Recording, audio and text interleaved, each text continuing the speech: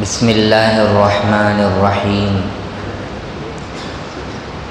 الحمد للہ رب العالمین وأصلی وأسلم علی المبعوث رحمة للعالمین سیدنا ونبینا ومولانا محمد وعلى آلہ وأصحابہ اجمعین اما بعد فقد قال الله تبارك وتعالى في الكلام المجيد والفرقان الحميد اعوذ بالله من الشيطان الرجيم بسم الله الرحمن الرحيم فأما الإنسان إذا ما ابتلاه ربه فأكرمه ونعمه فيقول ربي أكرمن وَأَمَّا إِذَا مَا ابْتَلَاهُ فَقَدَرَ عَلَيْهِ رِزْقَهُ فَيَقُولُ رَبِّي أَهَانَنِ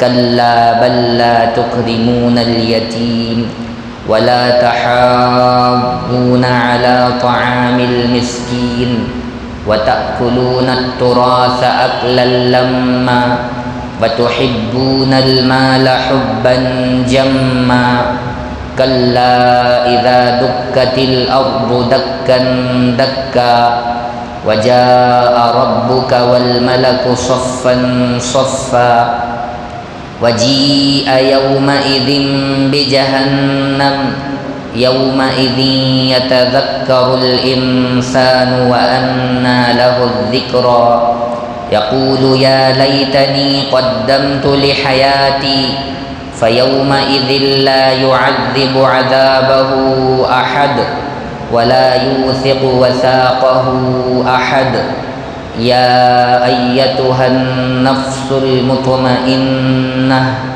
ارجعي إلى ربك راضية مرضية فادخلي في عبادي وادخلي جنتي صدق الله العظيم. یہ سورت قرآن مجید کی 80 پر 90ویں سورت ہے. گزشتہ بدھ کو میں نے اس کی 14 آیات کی تشریح کی تھی. 15ویں آیت سے آخر تک آج میں نے تلاوت کی ہے. بسم اللہ الرحمن الرحیم. شروع کرتا ہوں اللہ کے نام سے جو بڑے مہربان نہایت رحم والے ہیں. فَأَمَّا الْإِنسَانُ إِذَا مَا ابْتَلَاهُ رَبُّهُ فَأَكْرَمَهُ وَنَعَّمَهُ. بس آدمی کو جب اس کا پروردگار آزماتا ہے یعنی اس کو اکرام و انعام دیتا ہے تو وہ کہتا ہے کہ میرے رب نے میری قدر بڑھا دی. وَأَمَّا إِذَا مَا ابْتَلَاهُ فَقَدَرَ عَلَيْهِ رِزْقَهُ. اور جب اس کو دوسری طرح آزماتا ہے یعنی اس کی روزی اس پر تنگ کر دیتا ہے تو وہ شکایت کرتے ہوئے کہتا ہے کہ میرے رب نے میری قدر گھٹا دی. کلا بل لا تکرمون الیتیم. ہرگز ایسا نہیں بلکہ تم میں اور اعمال بھی عذاب کی وجہ ہیں. چنانچہ تم لوگ یتیم کی عزت نہیں کرتے. ولا تحاضون علی طعام المسکین. اور دوسروں کو بھی مسکین کو کھانا کھلانے کی ترغیب نہیں دیتے. وَتَأْكُلُونَ التُّرَاثَ أَكْلًا لَمًّا. اور تم وراثت کا مال سمیٹ کر کھا جاتے ہو. وَتُحِبُّونَ الْمَالَ حُبًّا جَمًّا. اور تم کو مال سے بہت زیادہ محبت ہے اور مال سے تم لوگ بہت ہی محبت رکھتے ہو. کلا اذا دکت الارض دکا دکا. جو کچھ بھی اللہ کے عذاب کو لانے والی چیزیں ہیں وہ سب یہی جرائم ہیں۔ میراث کا مال کھانا، مال سے زیادہ محبت رکھنا، یتیم کی عزت نہ کرنا، آخرت پر ایمان نہ رکھنا، یہ سب عذاب کو لانے والے اسباب ہیں۔ اللہ تعالیٰ فرماتے ہیں ہرگز ایسا نہیں جیسا تم سمجھتے ہو۔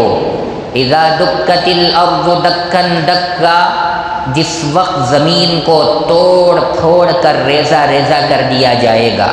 وجاء ربک والملک صفا صفا، اور آپ کا پروردگار اور فرشتے میدان میں صف بصف کھڑے ہو جائیں گے، آ جائیں گے۔ وجیء یومئذ بجہنم، اور اس روز جہنم کو لایا جائے گا۔ یومئذ یتذکر الانسان وانى لہ الذکریٰ، اس روز انسان کو سمجھ آئے گی، لیکن اب سمجھنے کا موقع کہاں رہا۔ یقول یا لیتنی قدمت لحیاتی، وہ جہنم کو دیکھ کر کہے گا کاش میں میری زندگی میں آخرت کی زندگی کے لیے کوئی نیک عمل آگے بھیج لیتا۔ فَيَوْمَئِذٍ لَا يُعَذِّبُ عَذَابَهُ أَحَدٌ، بس اس دن نہ تو خدا کے عذاب کے برابر کوئی عذاب دینے والا نکلے گا، وَلَا يُوثِقُ وَثَاقَهُ أَحَدٌ، اور نہ اس کے جکڑنے کے برابر کوئی جکڑنے والا ہوگا۔ یا ایتھا النفس المطمئنہ، اے اطمینان والی روح، ارجعی الی ربک راضیۃ مرضیہ، تو اپنے پروردگار کی طرف چل اس طرح سے کہ تو اس سے خوش اور وہ تجھ سے خوش۔ فادخلی فی عبادی وادخلی جنتی، پس تو میرے خاص بندوں میں شامل ہو جا اور میری جنت میں داخل ہو جا۔ یہ ان آیتوں کا ترجمہ ہے جو میں نے ابھی عرض کیا ہے۔ جو 15ویں آیت ہے اس میں اللہ تبارک و تعالی نے انسان کی 2 حالتوں کا تذکرہ فرمایا ہے۔ ایک تو اچھی حالت ہے اور دوسری پریشانی کی حالت ہے۔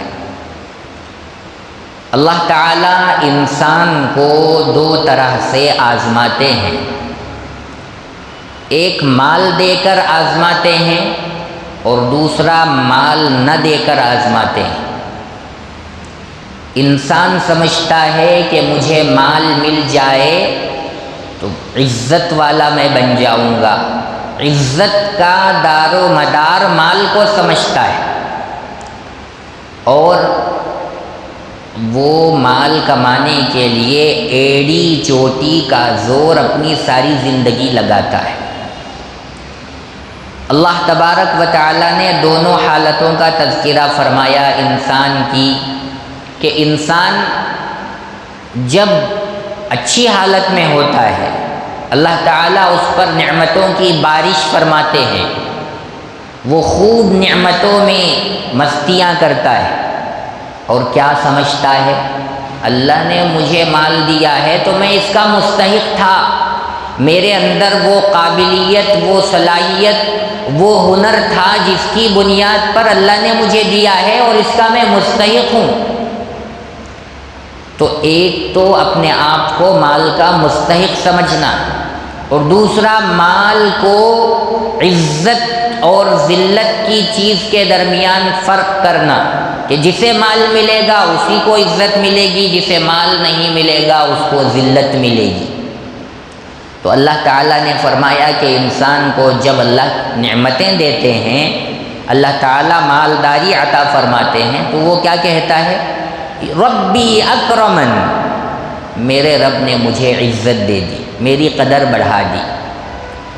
اور جب انسان کو اللہ تعالیٰ آزماتے ہیں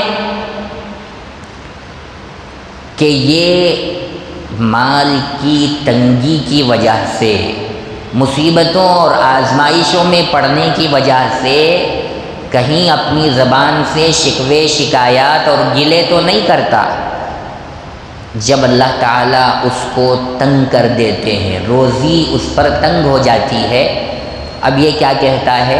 شکایت کرتے ہوئے کہتا ہے ربی اہانن، میرے رب نے میری قدر گھٹا دی، میری اللہ نے توہین کر دی، مجھے ذلیل اور رسوا کر دیا۔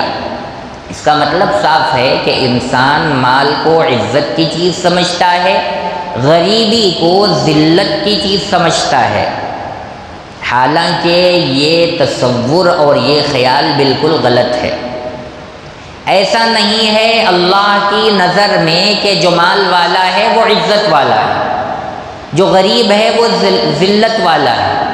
اللہ کے یہاں مال مقصود بالذات نہیں ہے، اور مال تو دنیا کی زندگی تک ہی کام آنے والی چیز ہے، آخرت میں مال کام آنے والا نہیں ہے۔ جب آدمی مرتا ہے، چاہے کتنا ہی کروڑ پتی کیوں نہ ہو، اس کے کفن میں 1 روپے کا سکہ بھی رکھا نہیں جاتا، اس کے بینک بیلنس، اس کی پراپرٹیاں، اس کی جائیداد، اس کی ساری چیزیں ایک بھی ساتھ نہیں آتی۔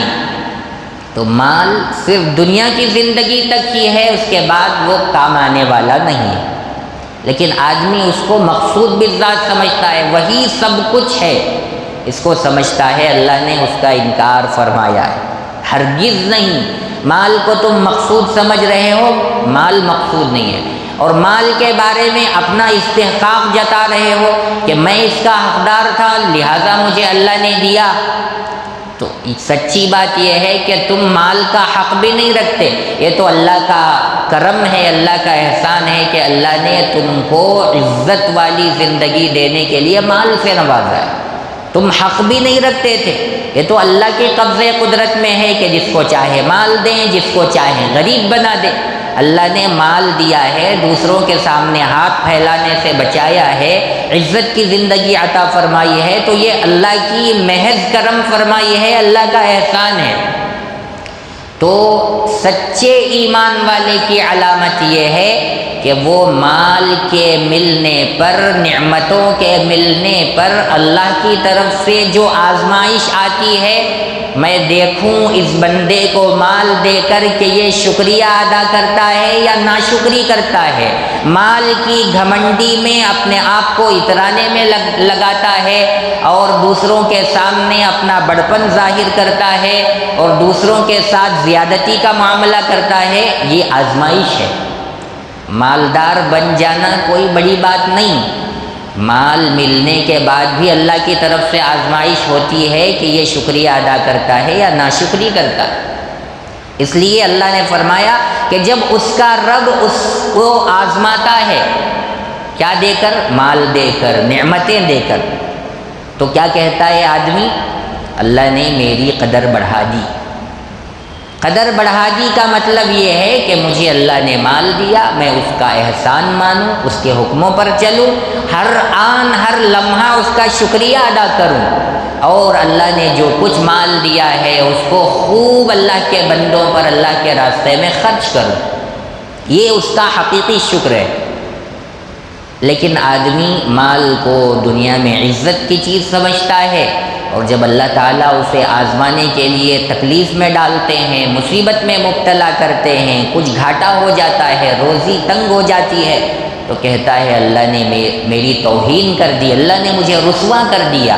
حالانکہ ایسا نہیں ہے، بلکہ اللہ اس کو آزماتے ہیں کہ میرا بندہ روزی جب تنگ ہو تو میرے دیے ہوئے مال پر، میری دی ہوئی روزی پر وہ راضی اور خوش ہوتا ہے اور صبر کرتا ہے یا نہیں، یہ دیکھنے کے لیے، یہ آزمانے کے لیے اللہ تعالیٰ اس پر تنگیاں ڈالتے ہیں، پریشانیاں ڈالتے ہیں۔ تو ایمان والا مصیبتوں میں، تکلیفوں میں، پریشانیوں میں اپنے اللہ کے ساتھ صبر کرتا ہے کہ اللہ نے جس حال میں بھی رکھا ہے اس حال سے میں راضی ہوں، وہ گلے شکوے نہیں کرتا۔ اللہ تبارک و تعالیٰ کو وہ کوستا نہیں ہے کہ اللہ نے مجھے ذلیل اور رسوا کر دیا۔ اگر مال کامیابی کی چیز ہوتی تو آپ دیکھیے دنیا میں کتنے بڑے بڑے حکمران آئے۔ فرعون نے خدائی کا دعویٰ کیا اور اس کا محل جو بنا ہوا تھا اس کے نیچے نہریں جاری تھیں، دریائے نیل جاری تھی، تو اتنا زبردست اس نے محل بنایا، مال کی فراوانی تھی، بادشاہ تھا اور خدائی کا دعویٰ کر رکھا تھا، لیکن اللہ نے اس کو کبھی سر کا درد تک بھی نہیں دیا۔ تو کیا وہ کامیاب ہو گیا اپنے مال کے بلبوتے پر؟ بادشاہ بن کر کامیاب ہو گیا؟ مالداری کے گھمنڈ اور غرور میں، بادشاہت کے گھمنڈ اور غرور میں اس نے خدائی کا دعویٰ، خدا ہونے کا دعویٰ کیا، کیا وہ کامیاب ہو گیا؟ اس کی موت کیسے آئی؟ پانی میں ڈبا کر اللہ تعالیٰ نے ساری دنیا کے سامنے اس کو ذلیل کر دیا۔ تو مال کا مل جانا، عزت کا مل جانا، یہ کامیابی کی علامت نہیں ہے۔ اس کے برخلاف کئی انبیاء کرام ایسے آئے کہ ان پر لوگوں نے ظلم کیا، اور حضرت زکریا علیہ السلام ان کو تو آرے سے چیر کر 2 ٹکڑے کر دیا گیا۔ تو کیا اللہ نے ان کو ذلیل کر دیا، آخرت میں ناکام کر دیا؟ ہرگز نہیں۔ مال مقصود مومن نہیں ہے، بلکہ وہ آزمائش کی چیز ہے۔ اسی لیے رسول اکرم صلی اللہ علیہ وسلم نے ارشاد فرمایا، حضرت عبداللہ ابن عمر رضی اللہ عنہما راوی ہیں، فرماتے ہیں کہ آپ علیہ السلام نے فرمایا کہ میری امت کے غریب اور مسکین لوگ میری امت کے مالدار لوگوں سے 40 سال پہلے جنت میں جائیں گے۔ اور ایک روایت میں حضرت ابو ہریرہ رضی اللہ عنہ اور حضرت قتادہ بن نعمان رضی اللہ عنہ سے روایت ہے، تفسیر مظہری میں لکھا ہوا ہے کہ رسول اللہ صلی اللہ علیہ وسلم نے ارشاد فرمایا کہ میری امت کے غریب اور مسکین لوگ جن سے اللہ محبت فرماتے ہیں، وہ جنت میں مالداروں سے 500 سال پہلے جنت میں جائیں گے، اور مالدار لوگ حساب کتاب چکانے میں لگے رہیں گے 500 سال تک۔ چونکہ غریب لوگوں کے پاس زیادہ مال نہ رہا ہوگا، اس لیے وہ اپنا مختصر حساب و کتاب دے کر کے جلدی سے جنت میں داخل ہو جائیں گے۔ تو ایک روایت کے مطابق 40 سال بعد میں مالدار جائیں گے، ایک روایت کے مطابق 500 سال بعد جائیں گے۔ غریب اور مسکین آدمی جلدی 40 سال یا 500 سال پہلے جنت میں چلا جائے گا۔ تو جنت میں جانا یہ زیادہ اچھا ہے یا حساب و کتاب میں اٹک جانا؟ معمولی سا جب انکم ٹیکس کا چھاپا ہوتا ہے تو حقیقت میں آدمی کتنا بھی صحیح کیوں نہ ہو، ہر چیز کا حساب اس کے پاس کیوں نہ ہو، وقتی طور پر اتنا گھبرا جاتا ہے، پریشان ہو جاتا ہے، اس کی ساری چیزیں بلاک اور جام کر دی جاتی ہیں، اور وہ سوچتا ہے کہ پتہ نہیں اب میرے ساتھ کیا ہونے والا ہے، میرا مال کتنا ہڑپ لیا جائے گا اور کیا کیا ہوگا، گھبرا جاتا ہے، حیران پریشان ہو جاتا ہے۔ اللہ کے یہاں تو ایک ایک پائی پائی کا حساب ہوگا، لہذا آدمی کو مالداری کی زیادہ فکر میں لگنا نہیں چاہیے، بلکہ جو کچھ تھوڑا موڑا مال مل جائے اس پر اللہ سے راضی اور خوش ہونا چاہیے۔ اسی لیے اللہ کے نبی صلی اللہ علیہ وسلم نے ارشاد فرمایا، الدار من لا دار لا ومال من لا مال لا ولها یجمع من لا عقل لا۔ گھر، دنیا میں گھر اس کا ہے جس کا کوئی گھر نہیں، یہ دنیا ہی اس آدمی کا گھر ہے جس کا کوئی گھر نہیں، اور مال دنیا کے اندر اس کا ہے جس کا کوئی مال نہیں۔ وَلَهَا يَجْمَعُ مَن لَّا عَقْلَ لَهُ، اور دنیا کے لیے مال اور گھر کو جو جمع کرتا ہے، کون جمع کرتا ہے؟ جس کی عقل نہیں۔ جو عقل نہیں رکھتا وہ مال اور گھر کے لیے اپنی پوری محنت لگاتا ہے، دنیا میں لگ کر اپنی آخرت کو بھلا دیتا ہے۔ ہرگز ہرگز ایسا نہیں ہونا چاہیے کہ ہم دنیا کمانے اور جمانے میں اپنی آخرت کو بھول جائیں، نمازیں پڑھنا چھوڑ دیں، قرآن کریم کی تلاوت چھوڑ دیں، نیک کام کرنا چھوڑ دیں، اور اپنے مال کو اللہ کے راستے میں خرچ کرنا چھوڑ دیں، غریبوں، یتیموں، مسکینوں، لاچاروں، بیواؤں، مجبوروں، یتیموں کا خیال نہ کریں، تو وہ مال ہی کوئی مال نہیں ہے جس سے کسی غریب کی مدد نہ کی جا سکے، وہ گھر ہی کوئی اچھا گھر نہیں ہے جس میں لوگوں کی بھلائی نہ سوچی سمجھی جاتی ہو، غریبوں کی مدد نہ کی جاتی ہو۔ اس لیے آدمی ہر حال میں اللہ کا شکریہ ادا کرے، اور اگر تکلیفیں مصیبتیں آ جائیں تو اللہ کی ان مصیبتوں پر صبر کرے اور برداشت کرے۔ کلا بل لا تکرمون الیتیم، یہاں اللہ تعالیٰ نے فرمایا کہ آدمی کو مال ملتا ہے تو وہ اللہ کو بھول جاتا ہے، آدمی کی روزی تنگ ہو جاتی ہے تو وہ گلے شکوے کرتا ہے، اور اللہ فرما رہے ہیں کہ اس کے آگے تمہارے اور بھی جرم ہیں جسے تم کر رہے ہو۔ کلا بل لا تکرمون الیتیم، بلکہ تم جن کاموں کی وجہ سے تم قیامت میں پکڑے جاؤ گے، تم کو عذاب دیا جائے گا، ایک وجہ اس میں سے یہ بھی ہے کہ تم لوگ یتیم کی عزت نہیں کرتے۔ وَلَا تَحَاضُّونَ عَلَىٰ طَعَامِ الْمِسْكِينِ، اور دوسروں کو بھی غریب کو کھانا دینے کی ترغیب نہیں دیتے۔ وَتَأْكُلُونَ التُّرَاثَ أَكْلًا لَمًّا، اور تم میراث کا مال سمیٹ کر کھا جاتے ہو۔ وَتُحِبُّونَ الْمَالَ حُبًّا جَمًّا، اور مال سے تم لوگ بہت ہی زیادہ محبت رکھتے ہو۔ یہاں پر اللہ تعالیٰ نے 4 چیزوں کو بیان فرمایا۔ ایک، یتیم کی عزت نہیں کرتے، دوسرا غریب کو کھانا کھلانے کی ترغیب نہیں دیتے، تیسرا وارث جو وراثت کا مال، جائیداد کا مال جس کا حق ہوتا ہے وہ نہیں دیتے اس کو، بلکہ سمیٹ کر کھا جاتے ہو، چوتھا مال سے بہت زیادہ محبت رکھتے ہو۔ یہ 4 جرم ایسے ہیں کہ جن کی وجہ سے قیامت میں عذاب ہوگا، پکڑ ہوگی۔ پہلی چیز، یتیم کی عزت نہیں کرتے۔ یتیم کو اگر کوئی کھانا کھلاتا ہے لیکن عزت نہیں کرتا، ذلیل سمجھ کر، ارے اس کا تو کوئی پوچھنے والا نہیں ہے، اسے کوئی دیکھنے والا نہیں ہے، تم بھی پھٹیچر ہو، تمہارا باپ بھی نہیں ہے، تمہارا کوئی نہیں ہے، آؤ کھا لو، یہ بات بھی غلط ہے۔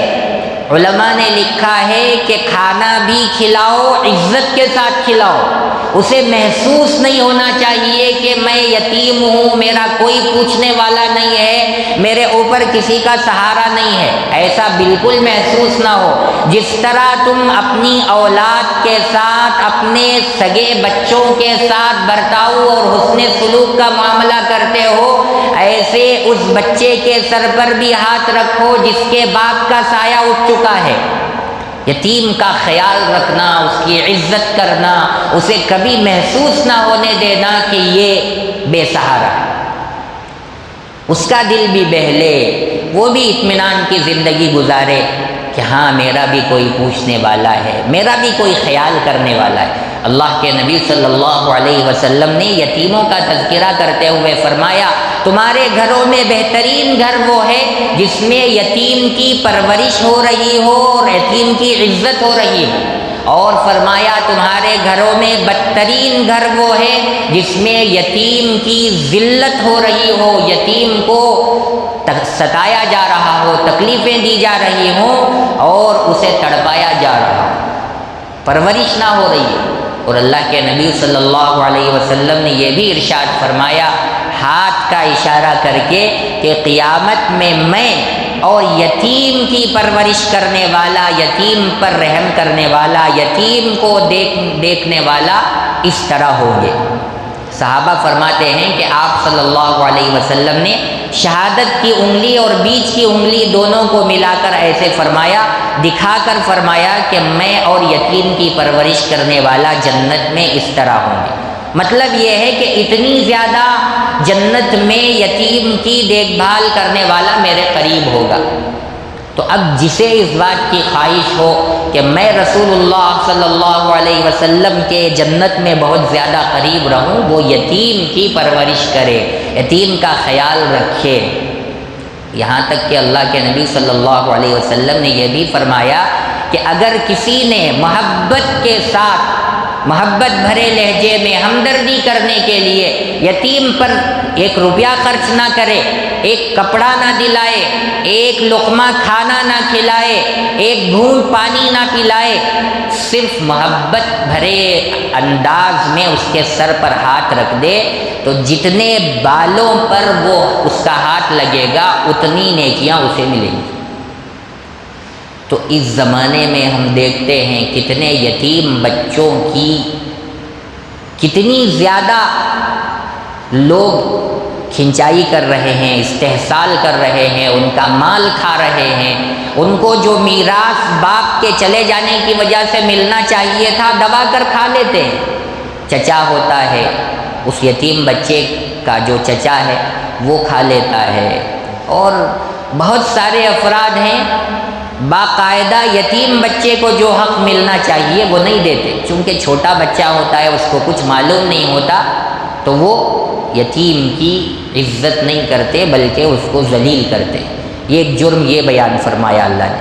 دوسرا جرم وَلَا تَحَاضُّونَ عَلَىٰ طَعَامِ الْمِسْكِينِ، اور تمہاری عادت یہ ہے کہ تم غریب کو کھانا کھلانے کی ترغیب نہیں دیتے۔ یہاں فرمایا یہ نہیں فرمایا کہ غریب کو کھانا نہیں کھلاتے، یہ فرمایا کہ غریب کو کھانا کھلانے کی ترغیب نہیں دیتے۔ سورہ مدثر میں اللہ تبارک و تعالی نے نقشہ کھینچا ہے جہنم کا، کہ جب جہنمیوں سے سوال کیا جائے گا، کافروں سے سوال کیا جائے گا ما سلککم فی سقر، تم کو جہنم میں کیوں ڈالا گیا؟ تو کیا کہیں گے؟ قالوا لم نک من المصلین ولم نک نطعم المسکین، جہنمی کہیں گے ہم نماز نہیں پڑھتے تھے اور ہم غریبوں کو کھانا نہیں کھلاتے تھے۔ غریب کو کھانا نہ کھلانا یہ جرم ہے، اور غریب کو کھانا کھلانے کی ترغیب نہ دینا یہ بھی جرم ہے۔ بھائی تمہارے اندر اتنی طاقت نہیں ہے، تم اتنے کنجوس اور بخیل ہو کہ اپنا مال خرچ کرنا تمہیں گوارا نہیں ہے، پسند نہیں ہے، کم از کم تم سے نہ ہو سکے کوئی بات نہیں، نہ کھلاؤ، لیکن جو دوسرے مالدار لوگ ہیں، صاحب ثروت لوگ ہیں، ان کو تو ترغیب دو کہ بیچارہ یہ غریب ہے، یتیم کا خیال رکھو، غریب کو کھانا کھلاؤ، فقیر کو کچھ پیٹ بھرنے کا انتظام کرو، راشن پانی کا انتظام کرو، کم از کم کوشش تو کر سکتے ہو، ترغیب تو دلا سکتے ہو۔ اگر نہ ہو سکے خود کھلانے کی طاقت نہیں ہے تو نہ کھلاؤ لیکن ترغیب دو۔ تو اللہ نے یہاں یہ فرمایا کہ تمہارا جرم یہ ہے کہ تم خود بھی نہیں کھلاتے تھے اور دوسروں کو کھلانے کی ترغیب بھی نہیں دیتے تھے۔ حضرت علی رضی اللہ عنہ کیسے صحابی ہیں، صحابہ بھی ایسے تھے کہ ان کی ایک ایک حرکت کی بنیاد پر قرآن کی آیتیں نازل ہوتی تھی۔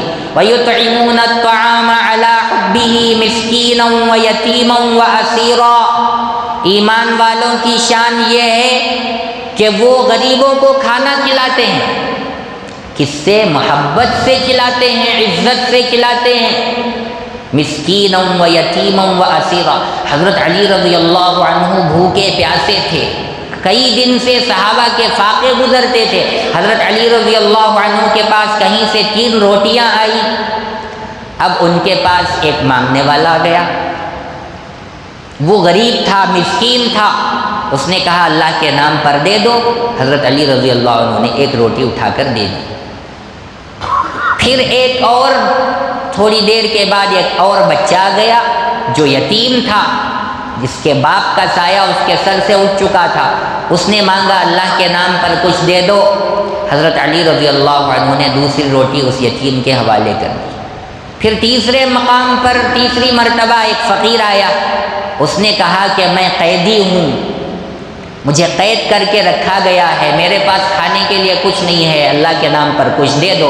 تیسری روٹی جو بچی تھی وہ بھی اٹھا کر کے اس قیدی کو دے دیا۔ اللہ تعالیٰ نے کلام مجید میں قرآن کریم کی آیت اتار دی، وَيُطْعِمُونَ الطَّعَامَ عَلَىٰ حُبِّهِ مِسْكِينًا وَيَتِيمًا وَأَسِيرًا، خود کو ضرورت رہتے ہوئے بھی، خود چاہتے ہوئے بھی، خود بھوکے رہتے ہوئے بھی انہوں نے یتیم کو کھلا دیا، غریب کو کھلا دیا، قیدی کو کھلا دیا، یہ ان کی شان ہے۔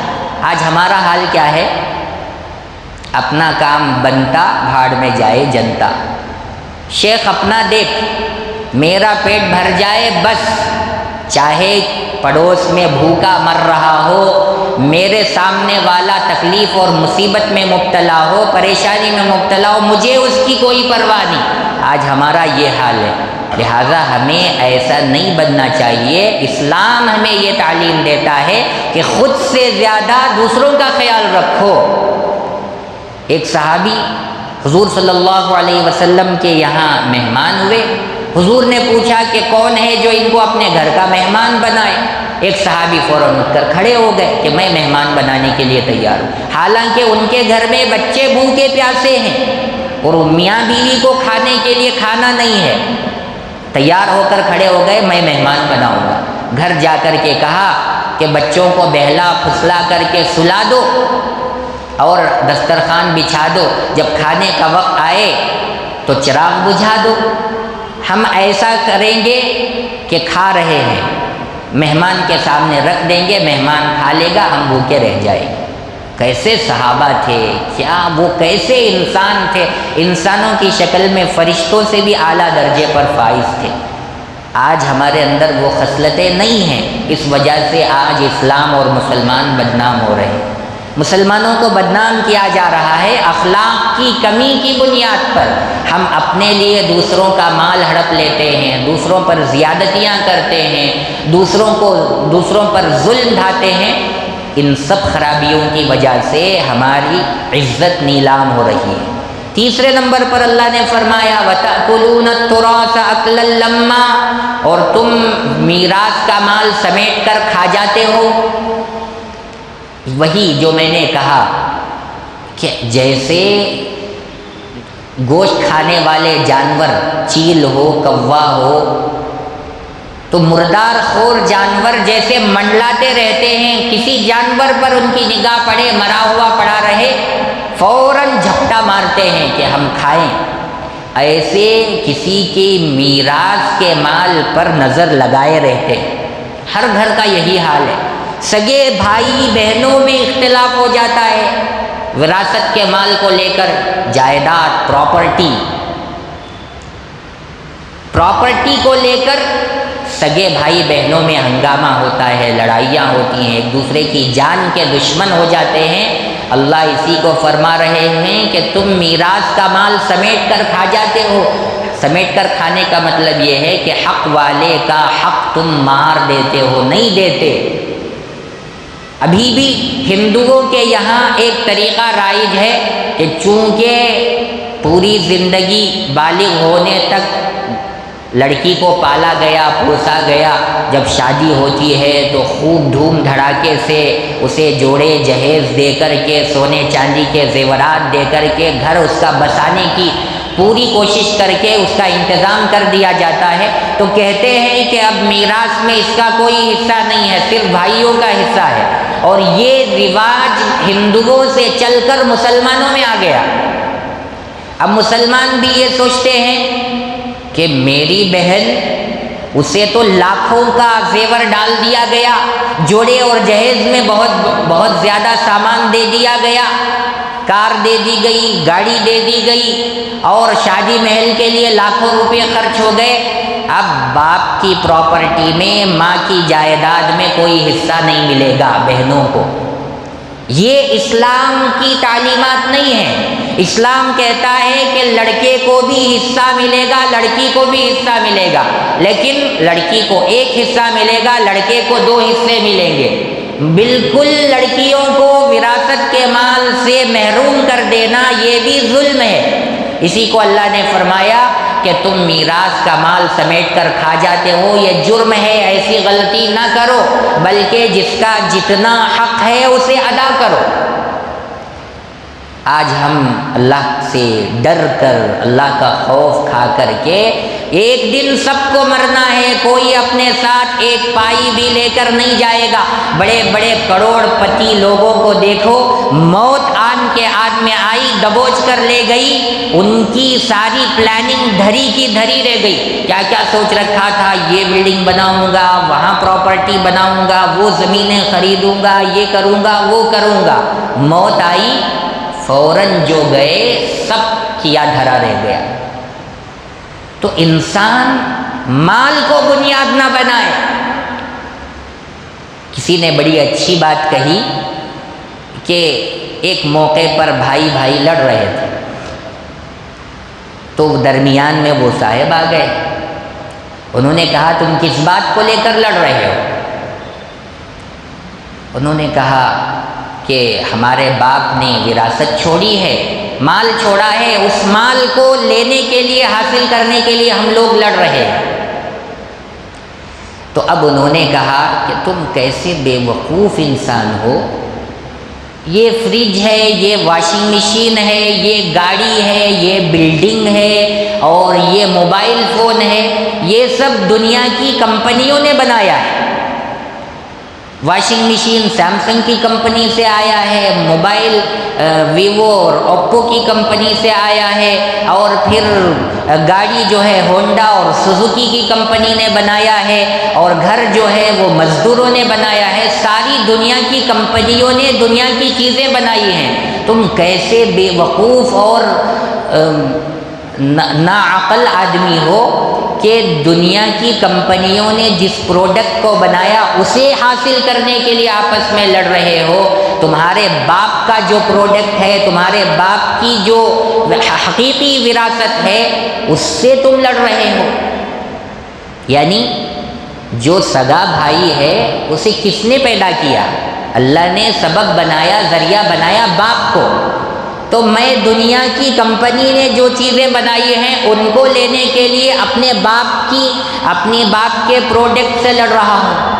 تو کتنی بے غیرتی اور ذلت اور رسوائی کی بات ہے کہ ہم اپنے سگے بھائی بہنوں سے فنا ہو جانے والے، ختم ہو جانے والے، برباد ہو جانے والے مال کے لیے رشتہ توڑ رہے ہیں، لڑ رہے ہیں، جھگڑ رہے ہیں، اللہ کو ناراض کر رہے ہیں۔ لہٰذا ہمیں اللہ کے سامنے جھک جانا چاہیے۔ شریعت کا جو فیصلہ ہے مجھے منظور ہے، جتنا شریعت کی نظر میں میرا حصہ ہے وہ حصہ مجھے ملے، ٹھیک ہے۔ اور بے غیرت آدمی، کم حیثیت آدمی ہمیشہ اپنی محنت کی کمائی پر نظر رکھتا ہے، دوسروں کے مال کو ہڑپنے کی طرف اس کی نظر نہیں رہتی۔ لہٰذا وراثت کے مال کے بارے میں ہم لوگوں کو بہت زیادہ خیال رکھنا چاہیے۔ دنیا دار تو دنیا دار ہیں، دین داروں میں بھی یہ بات دیکھنے کو مل رہی ہے، جو نمازی ہیں، حاجی ہیں، قرآن کریم کی تلاوت کرنے والے ہیں، ایک نفل نماز ان کی نہیں چھوٹتی۔ جب وراثت کا، پراپرٹی کا مسئلہ آتا ہے، سگے بھائی کی ٹانگ کھینچتے ہیں، سگے بھائی کے جان کے دشمن بن جاتے ہیں، سگی بہن سے بات چیت چھوڑ دیتے ہیں، اس کے جنازے میں تک شریک نہیں ہوتے۔ اللہ کے یہاں کیا جواب دیں گے؟ مال لے کر قبر کے اندر جائیں گے، اللہ کے پاس قیامت میں مال لے کر کے حساب کتاب چکائیں گے اپنا؟ ہرگز نہیں۔ اس لیے میرے حصے میں سے چاہے مجھے کم مل جائے، میرے بھائی اچھے رہیں، میری بہنیں اچھی رہیں، یہ سوچنا چاہیے۔ اور بلند ہمت آدمی ہمیشہ یہی سوچتا ہے۔ وَتُحِبُّونَ الْمَالَ حُبًّا جَمًّا، اور مال سے تم لوگ بہت ہی زیادہ محبت کرتے ہو، اور اس محبت کی پہچان ہمیں دکھنے میں مل رہی ہے کہ آدمی کتنی محبت کرتا ہے، جائز ناجائز، حلال حرام کچھ بھی نہیں دیکھتا، بس جہاں سے بھی آئے، آم ہو یا کبیٹ، سب بھی ملا کو گھسیٹ، ہمارے ہاں مشہور ہے کہ جہاں سے بھی آئے، جیسے بھی آئے، بس آنا چاہیے۔ یہ نہیں دیکھتا کہ حلال راستے سے آ رہا ہے یا حرام راستے سے آ رہا ہے، مجھے جو مال مل رہا ہے اللہ کو راضی اور خوش کر کے مل رہا ہے، یا مال اللہ کی ناراضگی سے آ رہا ہے۔ حرام کاروبار میں آج لوگ اتنے زیادہ ڈوبے ہوئے ہیں کہ اس کی بنیاد، اس کا بیس ہی حرام ہے۔ اپنی بڑی بڑی پراپرٹیاں بنانے کے لیے، کاروبار کو سجانے کے لیے لاکھوں کروڑوں روپے کا لون لیتے ہیں، حیثیت نہیں رہتی، پھر بھی بہت ہمت کر کے گویا کہ اللہ نے 100 سال 150 سال کی گارنٹی عمر کی دے دی ہو، ایسے ہمت کر کے 1-1 کروڑ 10-10 کروڑ لون پر لے لیتے اور بلڈنگ کھڑا کر دی۔ ساری زندگی ختم ہو گئی، لون ختم نہیں ہوا، مر کر جنازہ پڑھ دیا گیا، مٹی بن گیا، تب بھی قرض ختم نہیں ہوا۔ اب قبر میں عذاب نہیں ہوگا تو پھر کیا ہوگا؟ اس لیے اللہ سے ڈرنا چاہیے، اتنا ہی پیر پھیلاؤ جتنی چادر ہے، اس سے زیادہ پیر پھیلانے سے عذاب ہوتا ہے، تکلیفیں ہوتی ہیں، زندگی اجیرن بن جاتی ہے، تکلیفیں، پریشانیاں، مصیبتیں آنے لگتی ہیں۔ لہٰذا مال کی محبت میں آدمی کو اندھا نہیں ہونا چاہیے، بلکہ ہمیشہ مال کے ملنے پر اسے صحیح جگہ لگائے۔ غلط جگہ پر بھی لگائے گا پکڑا جائے گا، عیاشیوں میں، گناہ کے کاموں میں، مزے اڑانے میں، اللہ کی نافرمانیوں میں لگائے گا تب بھی ایک ایک چیز کا حساب دینا ہوگا۔ اسی لیے صحابہ ڈرتے تھے کہ ہمارے پاس مال آ گیا تو کہیں اس مال کی وجہ سے ہم لوگ اللہ کی نافرمانی میں نہ ملوث ہو جائیں، اس لیے فوراً غریبوں کو بانٹ دیتے تھے، مسکینوں کو، لاچاروں کو، مجبوروں کو تقسیم کر دیتے تھے، اور تقسیم کرنے تک سکون نہیں ملتا تھا۔ آج ہم جمع کر کے، چھپا کر کے، بھائی کو پتہ نہ چلے، بہن کو پتہ نہ چلے، دوست کو پتہ نہ چلے، ورنہ میری جان کے دشمن بن جائیں گے۔ حق والوں کو حق نہیں دیتے، مال ہوتا ہے بیوی کو نہیں کھلاتے، بچوں کو نہیں دیتے، اپنے بھائی اتنی تکلیف میں ہوتا ہے کہ اسے گھر رہنے کے لیے گھر نہیں ہوتا، بھائی کے پاس بڑا بنگلہ ہے، کئی پراپرٹیاں ہیں، لیکن معلوم ہے کہ میرا بھائی کرائے کے گھر میں کرایہ تک ادا کرنے کی حیثیت نہیں رکھتا، اس کے بال بچے ہیں، کھانے پینے کا خرچہ اس سے سنبھالا نہیں جا رہا ہے، اور یہ پراپرٹیوں میں کما کر کے کرائے لے کر موج مستیوں میں، عیاشیوں میں لگا ہوا ہے۔ پھر کیا ہوگا؟ اللہ کی پکڑ آئے گی، اللہ کا عذاب آئے گا، دنیا میں بھی ذلیل ہوگا، آخرت میں بھی ذلیل ہوگا۔ اس لیے مال کی محبت میں آدمی اندھا ہو کر حق والوں کا حق نہ دبائے، رشتہ داروں کا، یتیموں کا، مسکینوں کا، پڑوسیوں کا خیال رکھے، مال ان پر خرچ کرے۔ کلا اذا دکت الارض دکا دکا، یہاں سے انشاءاللہ ہم اگلے ہفتے تفسیر بیان کریں گے۔ بہت ساری تفصیلات ہیں اس میں، دعائیں بھی سکھائی گئی ہیں، اور انسان کو کیسا نفس بنانا چاہیے اس کے بارے میں بھی بتلایا گیا ہے۔ اللہ تعالیٰ سے دعا ہے کہ اللہ تعالیٰ ہم تمام کو قرآن کریم سیکھنے، سمجھنے اور قرآن کریم کے مطابق اپنی زندگی میں عمل کرنے کی توفیق عطا فرمائے۔ اللہ تعالیٰ قیامت کے دن قرآن کریم کو ہم سب کے لیے سفارشی بنائے۔ آمین وآخر دعوانا ان الحمد